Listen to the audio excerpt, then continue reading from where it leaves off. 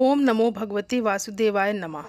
आइए दोस्तों, हम सभी सुनते हैं बृहस्पतिवार व्रत यानी गुरुवार व्रत की कथा। प्राचीन समय की बात है। भारत में एक राजा राज्य करता था। वो बड़ा प्रतापी तथा दानी था। वो नित्य प्रति मंदिर में भगवत दर्शन करने जाता था। वो ब्राह्मण और गुरु की सेवा किया करता था। उसके द्वार से कोई भी याचक निराश होकर नहीं लौटता था। वो प्रत्येक गुरुवार को व्रत रखता एवं पूजन करता था। हर दिन गरीबों की सहायता करता था, परंतु ये सब बातें उसकी रानी को अच्छी नहीं लगती थी। वो ना व्रत करती और ना किसी को एक भी पैसा दान में देती थी। वो राजा से भी ऐसा करने को मना किया करती थी। एक समय की बात है कि राजा शिकार खेलने वन को चले गए। घर पर रानी और दासी थी। उस समय गुरु बृहस्पति साधु का रूप धारण कर राजा के दरवाजे पर भिक्षा मांगने आए। साधु ने रानी से भिक्षा मांगी तो वो कहने लगी, हे साधु महाराज, मैं इस दान और पुण्य से तंग आ गई हूँ। इस कार्य के लिए तो मेरे पतिदेव ही बहुत हैं। अब आप ऐसी कृपा करें कि सारा धन नष्ट हो जाए तथा मैं आराम से रह सकूं। साधु रूपी बृहस्पतिदेव ने कहा, हे देवी, तुम बड़ी विचित्र हो। संतान और धन से कोई दुखी नहीं होता है, इसको सभी चाहते हैं। पापी भी पुत्र और धन की इच्छा करता है। अगर तुम्हारे पास धन अधिक है तो भूखे मनुष्यों को भोजन कराओ, प्याऊ लगवाओ, ब्राह्मणों को दान दो, धर्मशालाएं बनवाओ, कुआं, तालाब, बावड़ी, बाग बगीचे आदि का निर्माण कराओ तथा निर्धनों की कुंवारी कन्याओं का विवाह करवाओ, साथ ही यज्ञादि करो। इस प्रकार के कर्मों से आपके कुल का और आपका नाम परलोक में भी सार्थक होगा एवं तुम्हें भी स्वर्ग की प्राप्ति होगी। परंतु रानी साधु की इन बातों से खुश नहीं हुई। उसने कहा, हे साधु महाराज, मुझे ऐसे धन की आवश्यकता नहीं जिसको मैं अन्य लोगों को दान देती फिरूं तथा जिसको रखने और संभालने में ही मेरा सारा समय नष्ट हो जाए। साधु ने कहा, हे देवी, यदि तुम्हारी ऐसी ही इच्छा है तो जैसा मैं तुम्हें बताता हूँ वैसा ही करना। बृहस्पतिवार के दिन घर आंगन को गोबर से लीपना, अपने केशों को पीली मिट्टी से धोना, केशों को धोते समय स्नान करना, राजा से कहना वो हजामत करवाएं, भोजन में मांस मदिरा खाना, कपड़े धोबी के यहाँ धुलने देना। इस प्रकार 7 बृहस्पतिवार करने से तुम्हारा सारा धन नष्ट हो जाएगा।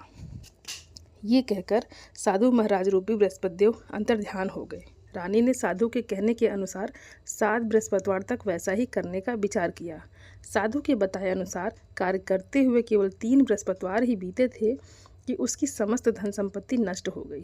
भोजन के लिए दोनों समय परिवार तरसने लगा तथा सांसारिक भोगों से दुखी रहने लगा।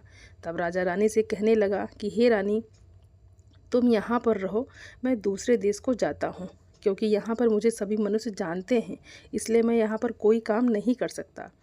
मैं अब परदेश जा रहा हूँ, वहाँ कोई काम धंधा करूँगा, शायद हमारे भाग्य बदल जाएं। ऐसा कहकर राजा परदेश चला गया। वो वहाँ जंगल से लकड़ी काट कर लाता और शहर में बेचता। इस तरह जीवन अपना व्यतीत करने लगा। इधर राजा के बिना रानी दासियाँ दुखी रहने लगी। किसी दिन भोजन मिलता और किसी दिन जल पीकर ही रह जाती।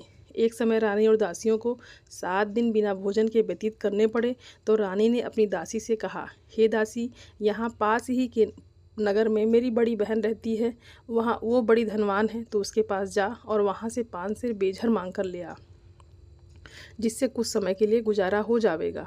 दासी रानी की बहन के पास गई। रानी की बहन उस समय पूजा कर रही थी। बृहस्पतिवार का दिन था। दासी ने रानी की बहन से कहा, हे रानी बहन, मुझे आपकी बहन ने भेजा है, मुझे 5 सेर बेझर दे दो। दासी ने ये बात अनेक बार कही, परंतु रानी की बहन ने कोई उत्तर नहीं दिया, क्योंकि वो उस समय बृहस्पतिवार की कथा सुन रही थी। जब दासी को रानी की बहन से कोई उत्तर नहीं मिला तो वो बहुत दुखी हुई।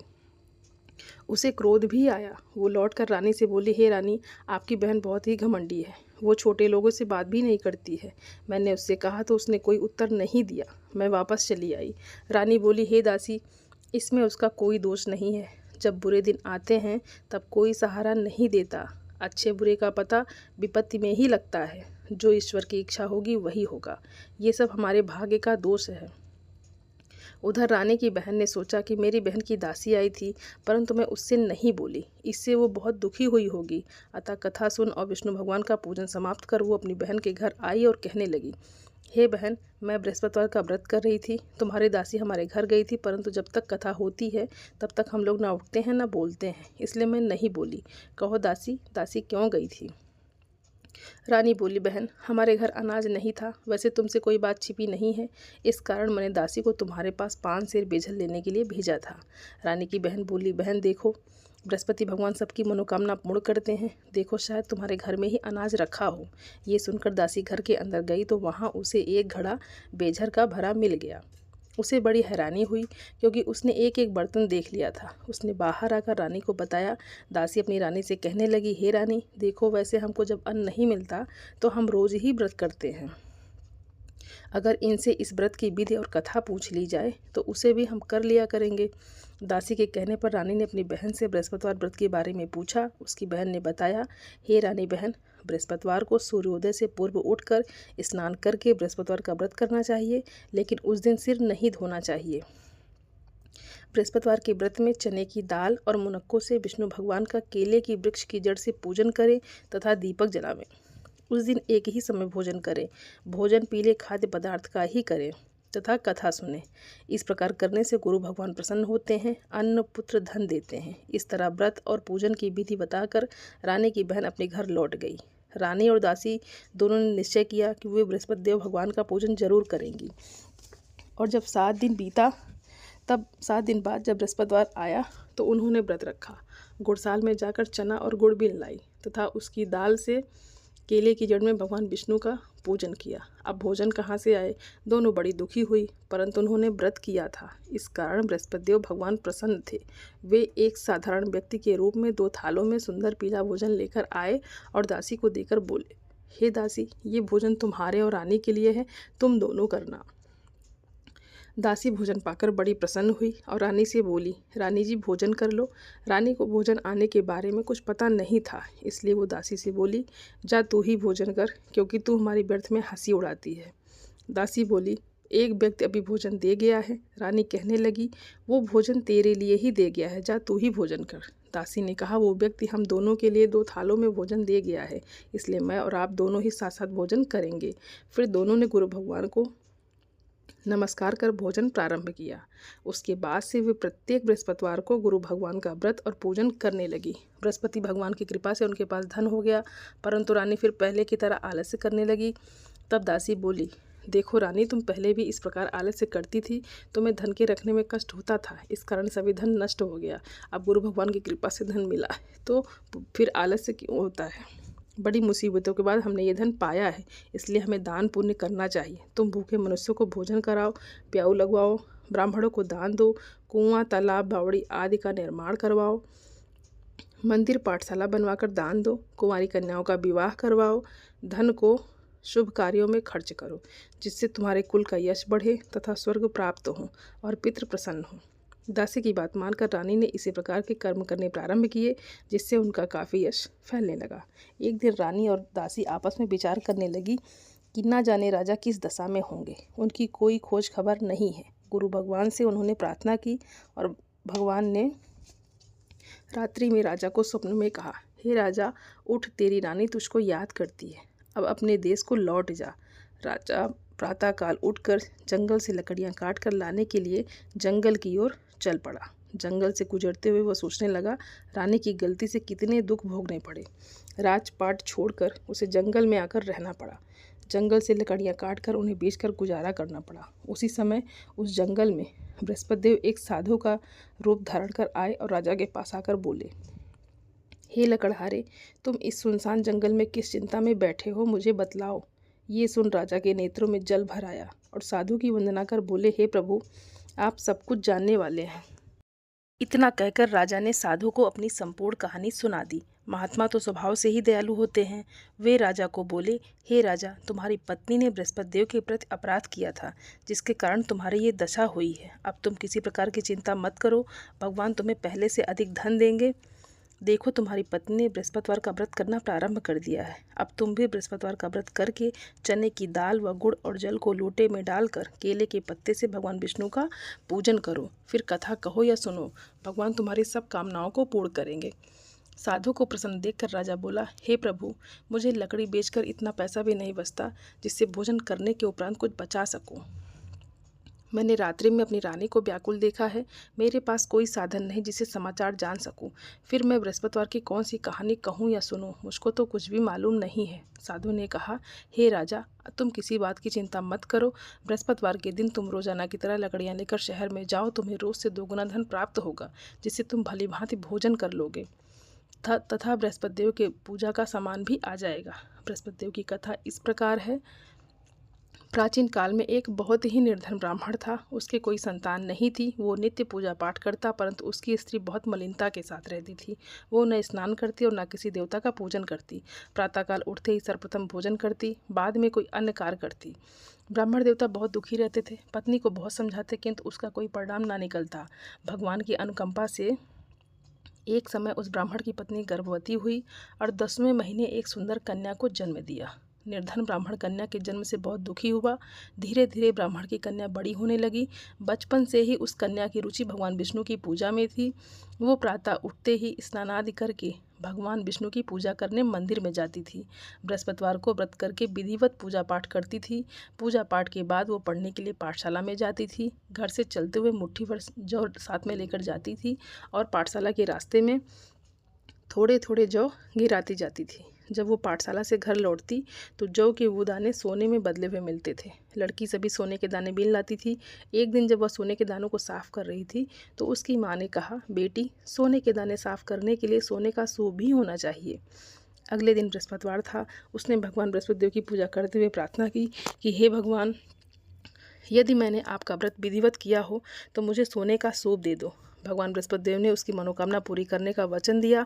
पाठशाला से लौटते समय उसे रास्ते में सोने का सूप पड़ा हुआ मिला। घर लौटकर सोने का सूप अपनी माँ को दिखाकर वह सोने के दाने को साफ करने लगी। उसी समय नगर का राजकुमार उसके घर के पास से गुजरा। उस सुंदर लड़की को सोने के सूप में जौ साफ करती देख राजकुमार उस पर मोहित हो गया। महल में लौटकर राजकुमार ने राजा से उस लड़की से विवाह करने की इच्छा प्रकट की तो राजा ने ब्राह्मण को महल में बुलाकर राजकुमार से उस लड़की के विवाह की बात कही। ब्राह्मण तैयार हो गया। धूमधाम से उस लड़की का विवाह राजकुमार से हो गया। दुल्हन बनकर ब्राह्मण की लड़की महल में चली गई। लड़की के चले जाने से ब्राह्मण फिर निर्धन हो गया। उसे कई कई दिन भोजन भी नहीं मिलता था। बहुत दुखी होकर ब्राह्मण एक दिन अपनी लड़की के पास गया। अपने पिता से निर्धनता का समाचार सुनकर उसे बहुत सारा धन देकर पिता को विदा किया। उस धन से ब्राह्मण के कुछ दिन तो आराम से गुजर गए, लेकिन जल्दी ही फिर भूखों मरने की हालत हो गई। ब्राह्मण अपनी लड़की से धन लेने के लिए फिर महल में पहुंचा। लड़की ने पिता की बुरी हालत देखकर कहा, पिताजी, आखिर आप कब तक मुझसे धन लेकर जीवन यापन करेंगे? आप कोई ऐसा उपाय क्यों नहीं करते जिससे आपका घर धन संपत्ति से भर जाए? ब्राह्मण ने कहा, मैंने तेरी माँ को बहुत समझा लिया, पर उसकी समझ में कुछ नहीं आता। उसका फूहड़पन नष्ट हो तो घर की निर्धनता भी दूर हो जाए। तब कुछ सोचकर लड़की ने पिता से कहा, पिताजी, आप कुछ दिनों के लिए माँ को मेरे पास छोड़ जाओ। तब कुछ सोचकर ब्राह्मण पत्नी को लड़की के पास महल में छोड़ आया। लड़की ने अपनी माँ से कहा, माँ, तुम कल प्रातः उठकर स्नान आदि करके भगवान बृहस्पति देव की पूजा अवश्य करना। पूजा करने से तुम्हारी निर्धनता अवश्य दूर हो जाएगी। लेकिन उसकी माँ ने उसकी कोई बात नहीं मानी। तब क्रोधित होकर लड़की ने अपनी माँ को एक कक्ष में बंद कर दिया। सूर्योदय के समय माँ को उठाकर जबरदस्ती उसे स्नान कराया और फिर मंदिर में ले जाकर भगवान बृहस्पति देव की पूजा कराई। कुछ दिनों तक ऐसा करने से माँ की बुद्धि में परिवर्तन हुआ और वो स्वयं बृहस्पतिवार का व्रत रखने लगी। उसके व्रत रखने से ब्राह्मण के घर में भगवान विष्णु की अनुकंपा से धन की वर्षा होने लगी। दोनों पति पत्नी धन संपत्ति पाकर आनंदपूर्वक जीवन यापन करते हुए विष्णु धाम को चले गए। लकड़हारा बने राजा ने उन साधु से भगवान बृहस्पति देव की ये कथा सुनकर बृहस्पतिवार का व्रत करके भगवान विष्णु की पूजा की। उस दिन से उसके सभी क्लेश दूर हो गए। लेकिन अगले बृहस्पतिवार को काम काज में अधिक व्यस्त रहने के कारण उसने भगवान बृहस्पति देव जी का व्रत नहीं किया। भगवान बृहस्पति देव लकड़हारे से क्रोधित हो गए और उसे भूल की सजा दी। उस दिन नगर के राजा ने नगर में घोषणा करके सबको सूचित किया, प्रत्येक नागरिक मेरे महल में भोजन करने आए। जो नहीं आएगा उसे अपराधी मानकर भारी दंड दिया जाएगा। लकड़हारा बना राजा ने उस नगर के राजा की घोषणा तो सुनी, लेकिन जंगल से लकड़ी काटकर लाने और उन्हें बेचने में देर हो जाने के कारण वो समय पर महल में भोजन करने नहीं जा सका। अतः राजा के सैनिक लकड़हारे को पकड़कर महल में ले गए। राजा ने उसे महल के एक कक्ष में बैठाकर भोजन कराया। उस कक्ष में एक खूंटी पर रानी का सोने का हार लटका हुआ था। लकड़हारा अकेला उस कक्ष में भोजन कर रहा था। तभी उसने एक आश्चर्यजनक घटना घटती देखी। देखते ही देखते वो खूंटी हार को निगल गई।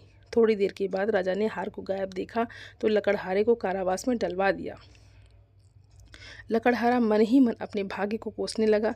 तभी उसे जंगल में मिले साधु का स्मरण हो आया। थोड़ी देर में भगवान बृहस्पतिदेव सन्यासी के रूप में उसके सामने प्रकट हुए और कहा, हे लकड़हारे, तूने भगवान बृहस्पतिदेव की पूजा नहीं की, इसी कारण तुम्हें कष्ट हुआ है। लेकिन अब चिंता मत करो, बृहस्पतिवार के दिन कारागार के दरवाजे पर तुम्हें कुछ पैसे पड़े हुए मिलेंगे। उन पैसों से भगवान बृहस्पतिदेव का व्रत करके उनकी पूजा करोगे तो तुम्हारे सब दुख नष्ट हो जाएंगे। बृहस्पतिवार के दिन दरवाजे पर पड़े मिले पैसों से चने और गुड़ मंगाकर लकड़हारे ने बृहस्पतिवार की कथा कही तो भगवान बृहस्पतिदेव ने प्रसन्न होकर उस नगर के राजा को स्वप्न में लकड़हारे को कारागार से मुक्त करने को कहा। सुबह राजा ने अपने कक्ष में आकर देखा तो खूंटी पर रानी का हार टंगा हुआ था। राजा ने लकड़हारे को मुक्त कर दिया और उसे धन और आभूषण देकर विदा किया।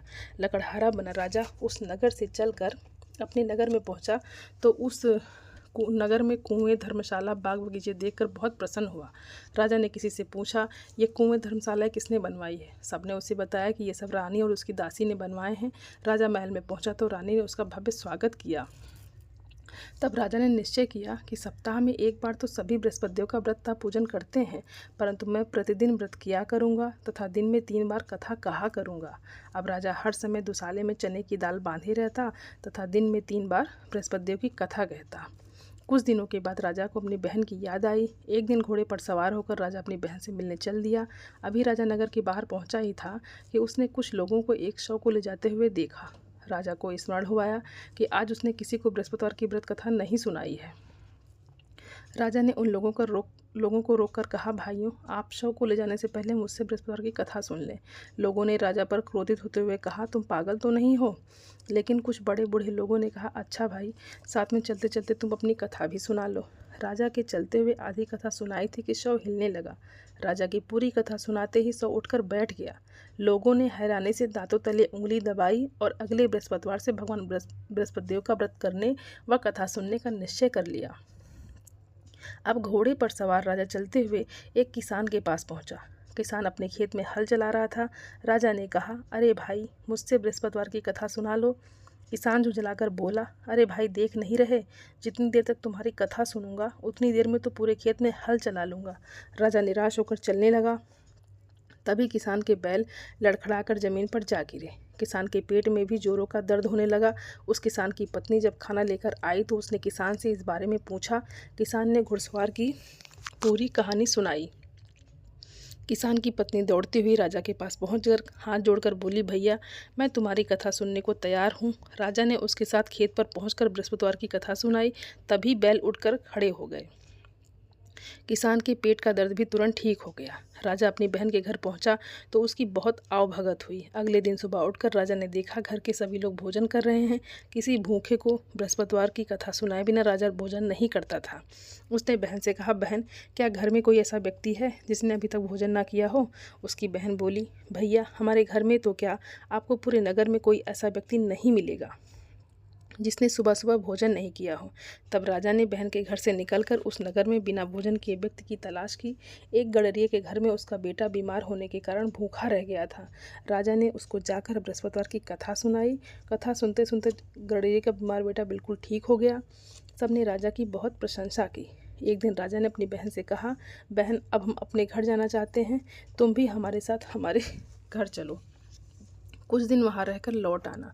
राजा की बहन ने अपनी सास से पूछा तो सास ने ताना देते हुए कहा, बहू मायके जाना हो तो अकेली जाना, मेरे पोतों को नहीं ले जाना। तुम्हारे भाई की कोई संतान नहीं है, कहीं तुम्हारी भाभी मेरे पोतों पर कोई जादू टोना ना कर दें। दूसरे कक्ष में बहन की सास की बातें सुनकर राजा दुखी मन से अकेले ही अपने नगर को लौट गया। रानी ने राजा से कहा, आप तो अपनी बहन को साथ लाने की बात कहकर गए थे, फिर बहन को साथ क्यों नहीं लाए? तब राजा ने दुखी होते हुए कहा, रानी, हम निसंतान हैं, इसलिए कोई हमारे घर आना पसंद नहीं करता। रानी ने राजा को समझाया, हे प्राणनाथ, हमें बृहस्पतिदेव ने सब कुछ दिया है, अब भगवान बृहस्पतिदेव हमें संतान भी अवश्य देंगे। बृहस्पतिवार को विधिवत व्रत करते हुए राजा रानी ने भगवान बृहस्पतिदेव से संतान के लिए प्रार्थना की। कुछ दिनों के बाद उन्होंने स्वप्न में दर्शन देते हुए कहा, हे राजन, तेरी मनोकामना अवश्य पूरी होगी। 1 सप्ताह बाद ही रानी गर्भवती हो गई। 10वें महीने रानी ने एक सुंदर पुत्र को जन्म दिया। राजा रानी जीवन पर्यंत बृहस्पतिवार का व्रत करते रहे। उनके घर में धन की वर्षा होती रही। इस तरह आनंद पूर्वक जीवन यापन करते हुए राजा रानी भगवान बृहस्पति देव की अनुकंपा से मोक्ष को प्राप्त करके सीधे बैकुंठ धाम पहुंच गए। बृहस्पतिवार को विधिवत व्रत करके जो स्त्री पुरुष भगवान विष्णु की पूजा करते हैं, भगवान उनकी सभी मनोकामनाएं पूरी करते हैं। अब आप बृहस्पति देव की आरती कर सकते हैं। धन्यवाद दोस्तों।